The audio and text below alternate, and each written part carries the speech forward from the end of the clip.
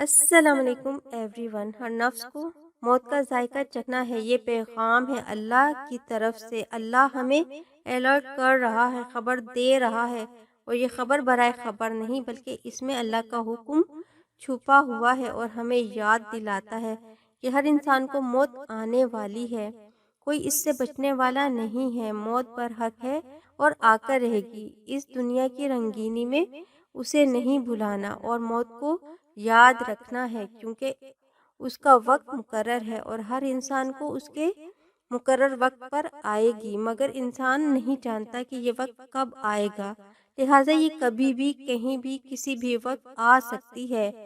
اچانک اور ناگہانی موت سے، سانپ کے ڈسنے سے، جل جانے سے، کسی چیز پر گرنے یا اس پر کسی چیز کے گر جانے سے، میدان جہاد سے بھاگتے ہوئے انسان کو ایسی اموات سے ہمیشہ پناہ مانگنی چاہیے۔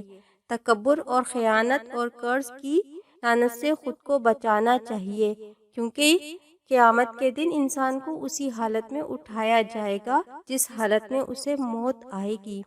کیا موت سے بھی زیادہ تکلیف دہ لمحہ ہے کوئی؟ موت ایک بے خبر ساتھی ہے۔ ملک الموت ہر گھر میں روز 5 مرتبہ آتا ہے۔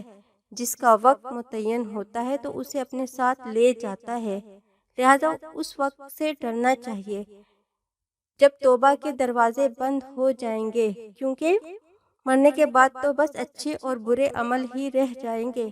اسی لیے اللہ نے موت کو یاد رکھنے کا حکم دیا ہے، اور موت کو یاد رکھنے کا مقصد یہی ہے کہ انسان برے اعمال سے بچے اور احکامات الہی پر عمل کرے۔ اللہ ہمیں موت سے پہلے موت کی تیاری کی توفیق عطا فرمائے اور اپنی اطاعت اور فرما برداری کرتے ہوئے ایمان پر قائم حالت پر موت نصیب فرمائے، آمین۔ اچھی بات دوسروں تک پہنچانا نیکی ہے، اور نیک عمل کرنے میں دیر نہیں کرنی چاہیے۔ پھر جلدی سے میرے چینل کو لائک، شیئر اور سبسکرائب کر دیں۔ شکریہ۔